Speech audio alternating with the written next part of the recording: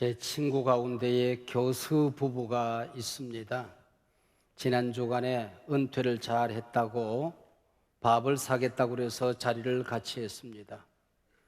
젊은 시절엔 토닥토닥 싸움질을 잘 하던, 또 사내 안사내를 몇 번이나 하던 부부였습니다. 어느덧 둘 다 시니어가 되었습니다. 그래서 제가 조크를 했습니다. 그래도 잘 사셨다고. 그랬더니 부인이 하는 말이, 목사님, 제가 이 사람 만난 거야 로또지요, 그러더라고요. 자, 역시 잘 살았구나 그렇게 생각하고 있는데, 목사님 로또가 뭔지 아시지요? 제가 아무리 거룩한 목사지만 로또를 모르겠냐고. 그랬더니, 목사님, 로또는요, 안 맞아도 이렇게 안 맞을 수가 있구나, 그게 로또랍니다. 평생 한 번은 맞겠지 그러고 자꾸 사게 되는 것이 로또라, 그렇게 이름을 하더라고요. 우리 인생은 행복을 먹고 사는 존재이지요. 서울대학교에 최희철이라는 심리학 교수가 있는데, 이분은 행복론을 강의하는 교수입니다. 행복이 뭘까 그랬을 때에 가로축, 세로축이 있대요. 그래서 이 세로축은 재미, 기쁨의 축입니다. 이 옆으로 누워있는 이 축은 만족, 보람, 의미라는 축입니다. 우리가 인생을 경험해 가는 가운데에 재미도 있고 의미도 있는 경험들이 있답니다. 그게 커져야 행복이래요. 근데 우리가 똑같이 경험을 하면서도 재미도 없고 의미도 없는 것들이 있습니다. 또 어떤 경험들은 재미는 있는데 보람이 없는 것들이 있대요. 의미는 있는데 도저히 기쁨이 없는 그런 경험들도 있다고 하는 것이요. 정말 인생 살면서 재미있는 것, 기쁨이 되는 것 뿐만 아니라 보람도 되고 의미도 있고 만족할 수 있는 경험이 있어야 인생의 행복이 쌓여져 간다 하는 겁니다. 누군가 제게, 목사님, 평생을 사시면서 가장 행복했던 순간이, 가장 기뻤던 순간이 언제입니까? 라고 묻는다면 뭐 한두 가지겠습니까? 그러나 그 많은 것들 가운데 반드시 포함되는 경험 한 가지가 있다고 한다면, 우리가 함께 예배드리는 이 비전 체프를 건축하고 입당 예배를 드리던, 이름하여 봉헌식을 하던 바로 그때가 아닌가 그렇게 생각을 합니다. 가진 것 없이 교회를 개척하고 교회를 섬긴다는 게 쉬운 일 아니었지요. 상가교회를 전전하며 시설의 불편함 때문에 여간 어려웠던 게 아닙니다. 유치원 부지 한 켠을 구입해서 예배당을 건축하는데 땅이 유치원 부지다 보니까 제약점이 너무나도 많았습니다. 힘겹게 이 예배당 부지를 구입했습니다. 그리고 오랜 기간 동안 과정을 거쳐서 건축을 하는데 어쩌면 이 건축을 못 보고 죽을 수도 있겠다 하는 어려움도 겪었습니다. 그러다가 건강도 회복하고 이 비전 채플 입당 감사 예배를 드리던 그날의 감격을 잊을래야 잊을 수가 없습니다. 우리 교회 창립 28주년을 보내며 지난 두세 주 동안에 의미 있는 예식의 시간이 있었습니다. 첫 번째는 47명 청소년 입교 예식이었습니다. 부모의 믿음을 따라서 유아세를 받은 자녀들이 이제는 믿음으로 잘 자라서 자기 입으로 신앙 고백을 하고 마음으로 믿어서 구원받은 게 확실하다. 그래서 입교 예식을 거행하는데 그 시간이 얼마나 의미가 있었던지 그 철없는 아이들의 눈시울이 뻘개지더라고요. 아이들의 목에다가 십자가를 걸어주고 부모님들이 손을 얹어 축복 기도를 하는 시간에는 눈물방울이 송송 맺히는 부모들이 굉장히 많이 있었습니다. 아, 이렇게 우리 자녀들을 믿음으로 든든히 세웠구나 하는 감격이 교회 안에 가득한 시간이었습니다. 40분 은퇴하시는 분들 갈렙 사역자로 추대하는 예식도 있었습니다. 이제 당신들의 역할 끝났으니 뒷방에서 조용히 쉬세요, 그런 예식이 아니었습니다. 당신들의 헌신과 수고, 아름답기만 했습니다. 당신들의 헌신과 수고로 오늘 교회가 이렇게 영광스럽게 하나님 나라로 성장해 가고 있습니다. 행정사역이야 손을 놓았지만은 리타이어 타이어를 바꾸어 끼우고 거룩한 사역, 복음의 사역, 영적인 사역을 위해서 헌신해 주세요. 지금까지도 그랬듯이 어려운 자리에 든든히 서 계셔 주세요 하는 추대하는 바로 소중한 예식이었습니다. 온 교회가 따뜻했고 또 많은 사람들이 감동을 간증하곤 합니다. 그리고 지난 주일에는 75분 장로, 집사, 권사를 세우는 임직 예식이 있었습니다.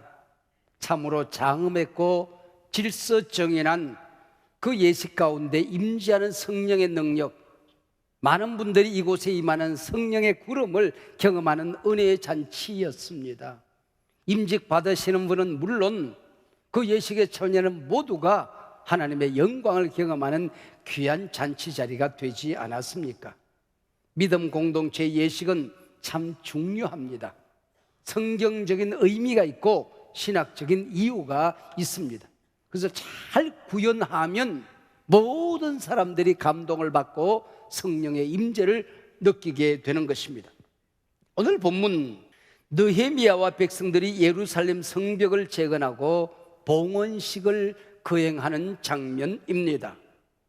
백성의 절반은 에스라가 앞장을 서고 그 뒤를 따르며 성벽을 돕니다. 또 나머지 백성의 절반은 느헤미야가 앞장을 서고 함께 찬양하며 성벽을 돕니다. 성전에서 만나서 하나님 앞에 봉헌 예식, 거대한 제사를 드리는 장면입니다.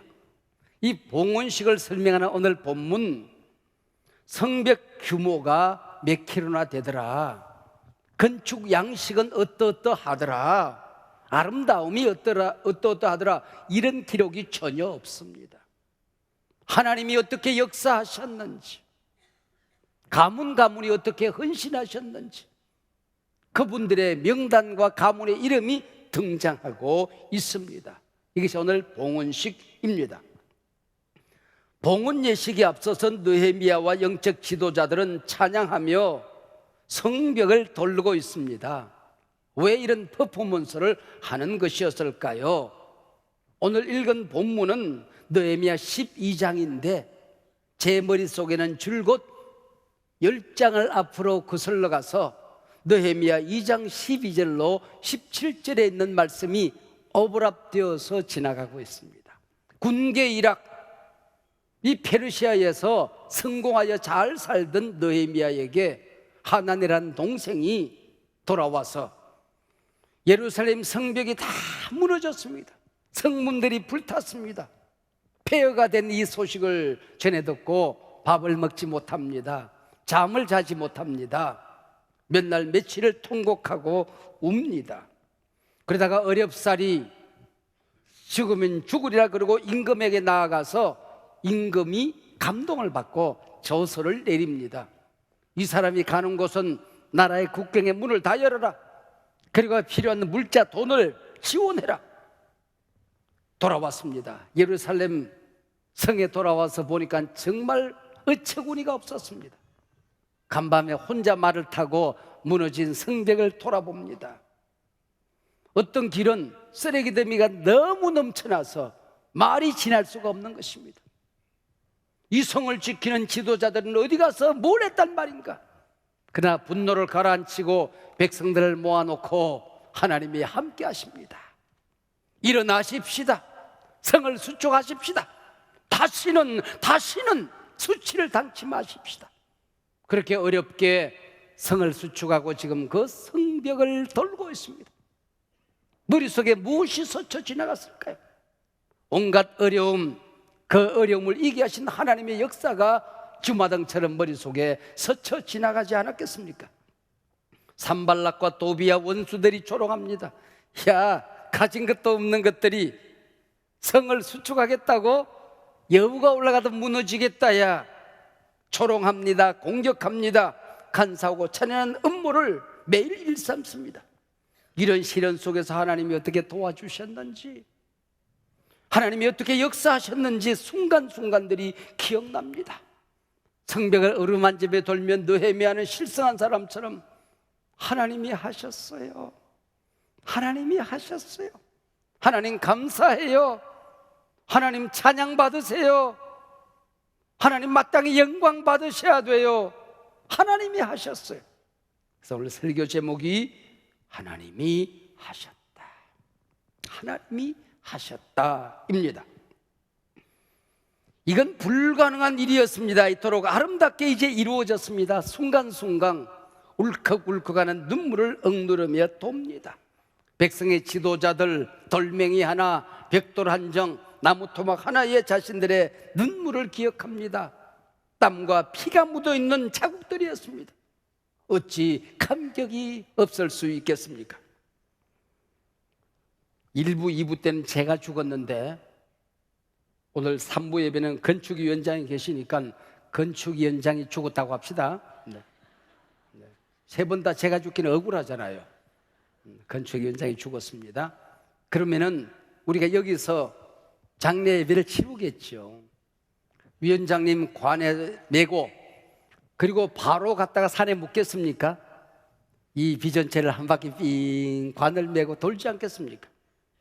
이 자리는 우리가 엎드려 기도하던 자리인데, 이 자리는 토목공사 마치고 무너지는 철근을 붙들고 울며 기도하던 자리인데, 여기는 골짜기였는데, 여기는 아름다리 나무가 숲을 이루던 자리, 그 나무를 베던 그 자리인데, 순간순간 벽돌 한 장, 유리 한 장, 나무 토막 하나에 묻어있는 우리의 눈물, 땀 기억나지 않았겠습니까? 바로 이것이 오늘 봉헌식 장면입니다. 하나님이 하셨다, 이 고백은 느헤미야와 이스라엘 백성들의 고백만은 아닙니다. 원수들이 도무지 불가능한 일이 52일 만에 완공되어졌다고 한다면 이건 하나님이 하신 일이다. 하나님 살아계신다. 하나님이 도와서 이루어진 일이다. 하나님이 하셨다 고백하고 있는 것입니다. 그래서 느헤미야서는 10석 정도 되는 짤막한 성경입니다.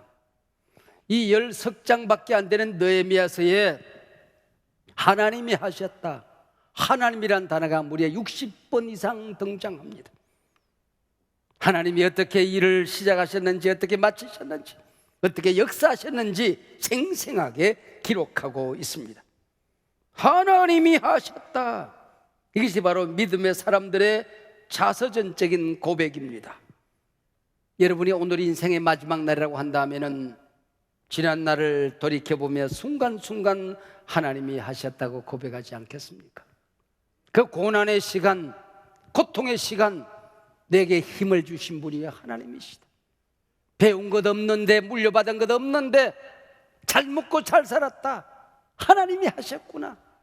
아이들에게 말씀 제대로 가르치지 못했는데 이렇게 든든히 믿음 지키는 자녀들을 보며 하나님이 하셨구나, 이 고백하지 않겠습니까? 백성들이 기쁨의 찬송을 부르며 성을 돌 때에 멀리서 방해꾼 산발락과 도비아가 바라보고 있었을 것입니다. 성벽을 재건하고 봉헌한 이 일은 느헤미야가 군계 일학 성공한 이유였습니다. 생애의 목적이었습니다. 생의 기쁨이요 보람이요 자랑이었던 것이지요.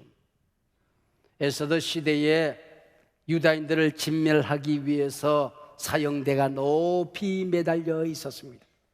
거기에 에스더가 매달리고 모르드게가 매달려야 될 장대였습니다. 그러나 그 자리에 하나님이 역사하심으로 말미암아 원수 하만이 매달립니다.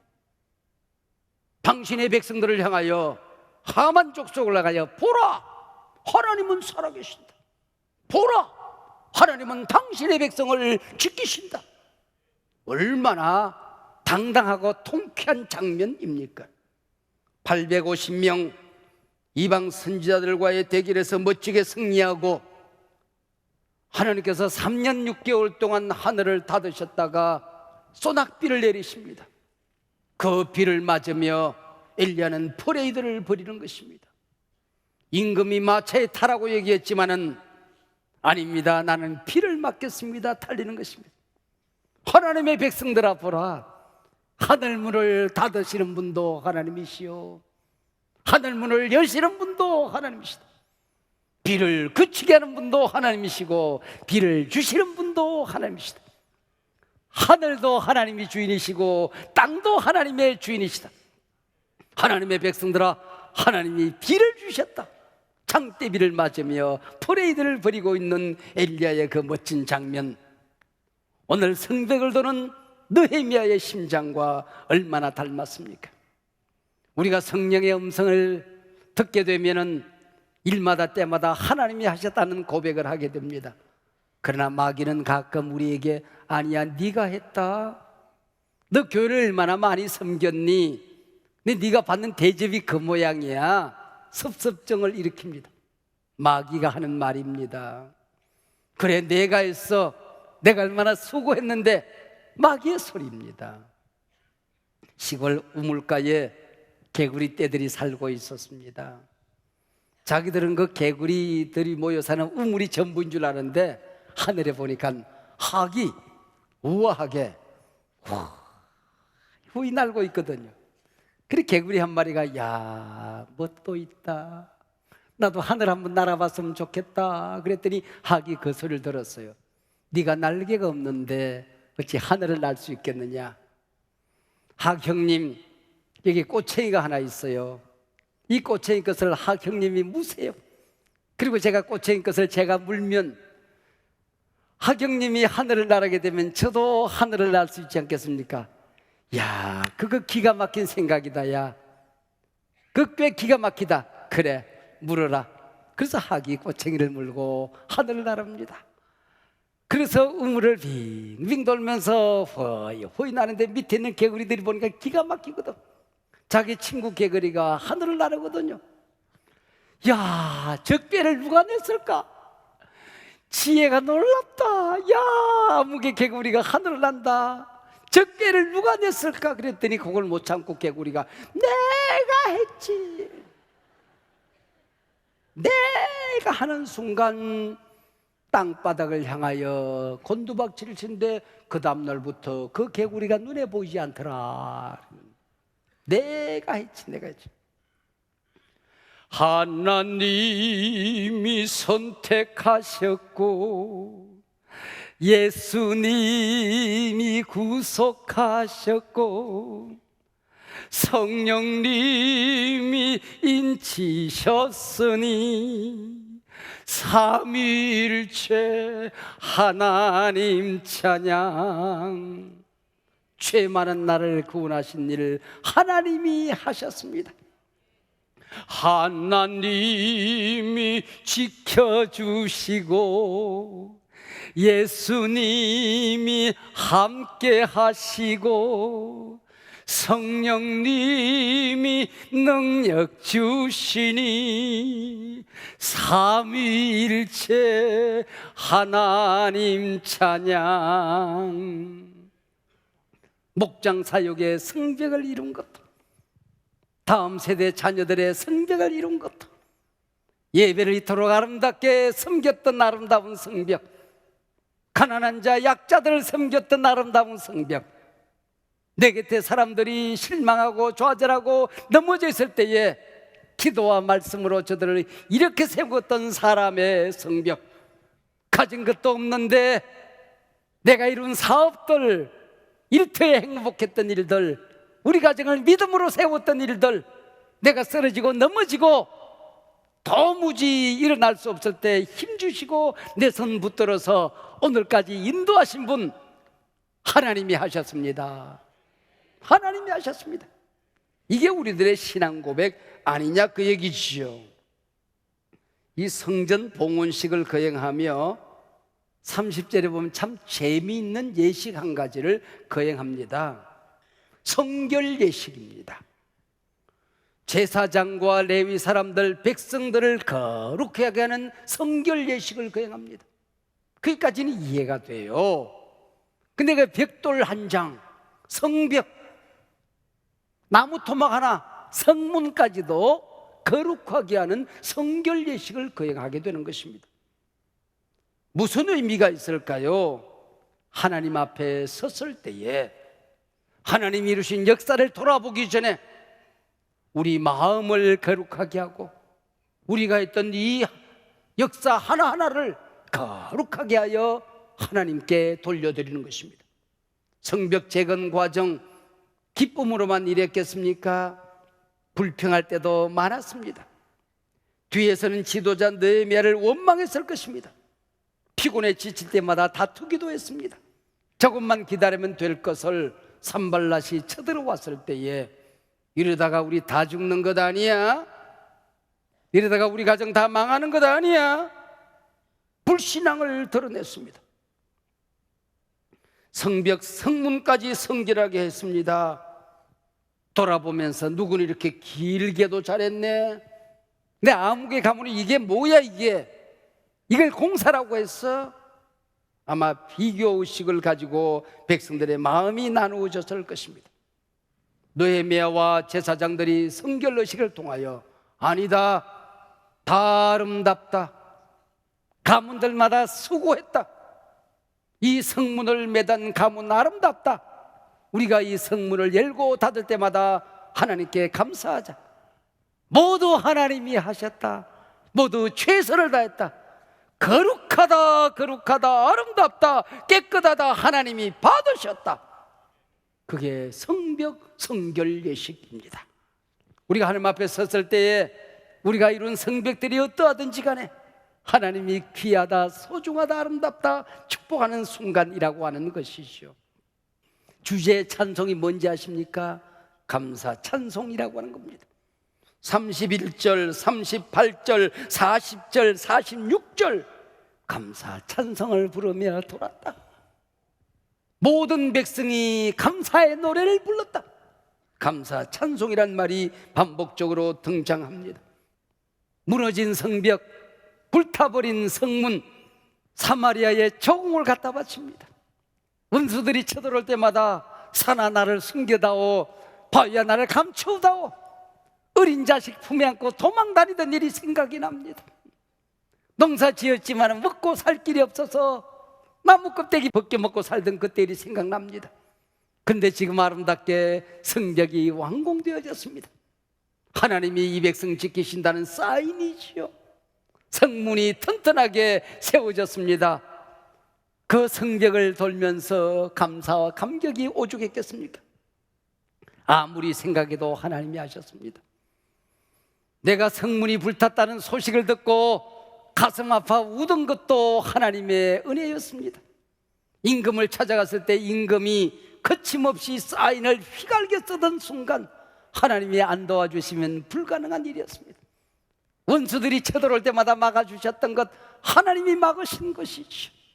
먹을 것이 없어서 자식들을 종으로 팔 때에 하나님이 모든 백성들의 마음을 감동시켜 주셔서 서로 도우며 성벽을 완공했습니다.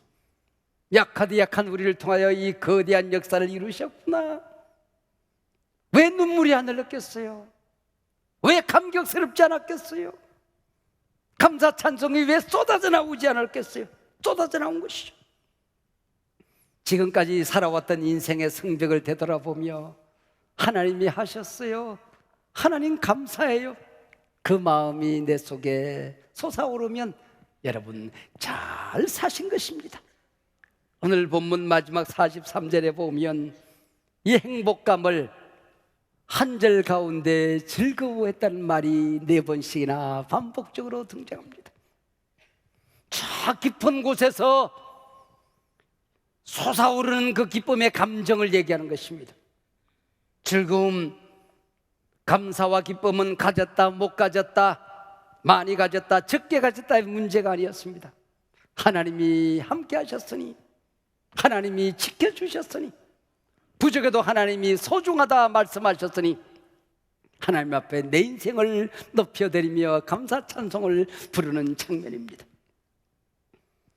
무화과 나뭇잎이 마르고 포도 열매가 없으며 감람나무 열매 그치고 논밭에 식물이 없어도 우리의 양떼가 없으며 외양간 송아지 없어도 여기 7가지가 없대요. 그런데 난 여호와로 즐거워하리, 난 여호와로 즐거워하리, 난 구원의 하나님을 인해 기뻐하리라. 할렐루야. 이게 내 인생의 마지막 노래인 것입니다. 얼마나 많이 잘 먹고 잘 사느냐의 문제가 아니고 하나님이 나와 함께 하셨으니 어려운 일 가운데도 좋은 일 가운데도 고난의 순간에도 시련의 순간에도 승리했던 그 순간에도 하나님이 이루셨다, 하나님이 함께 하셨다, 하나님이 기다리는 그곳으로 모든 것 내려놓고 내가 하나님 앞에 서면서 불러야 될 찬송 아니겠습니까? 하나님이 하셨습니다.